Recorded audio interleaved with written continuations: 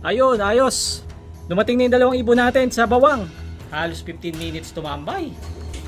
Nauna pang dumating yan. Nauna pang pumasok. Ito yung naunang dumating. Kaso tumambay. So 2 out of 2 tayo sa Bukawi. Pero parehong cut off. Ngayon sa bawang, bumawi naman tayo ngayon. 2 out of 2. Pero clock pareho. So live pa rin. Ayos. Ito may dalawa. May nagparonda. Time check 7:10 AM. May pag-asa pa kaya manalo sa pooling. Kasi dapat ang ibon natin manggagaling dito south. Oh guys, nandito na yung kapatid ni Snippy. Sok! Sok!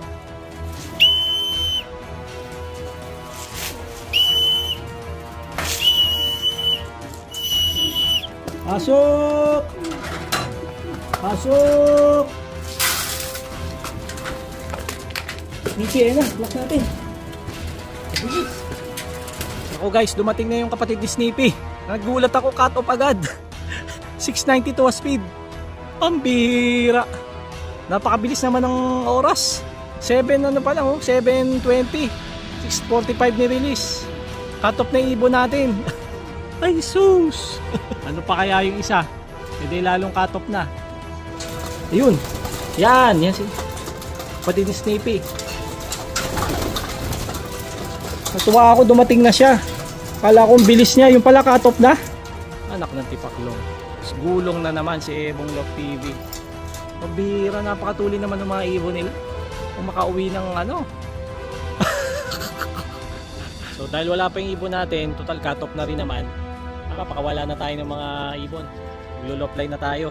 Time check 9:15 AM. Below 1,000 na speed. Abang-abang pa rin tayo. Time check 9:09 PM. So abang na naman tayo. Tapos na tayo magluto ng almusal, tanghalian at hapunan ng ating pamilya.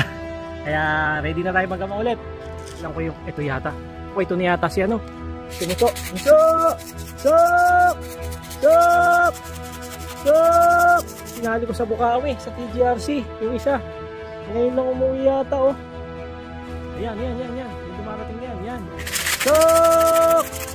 Yan yung ating nilaban sa Bukawi. Yung bumabara ako niya, no? May sticker pa yun. Sok! I-clock natin para malaman natin kung anong oras yung Sok! Sok! Sok! Yun, clock natin. Oo. Ngayon lang dumating. Sticker niya, oh. Yan. Bale, ha?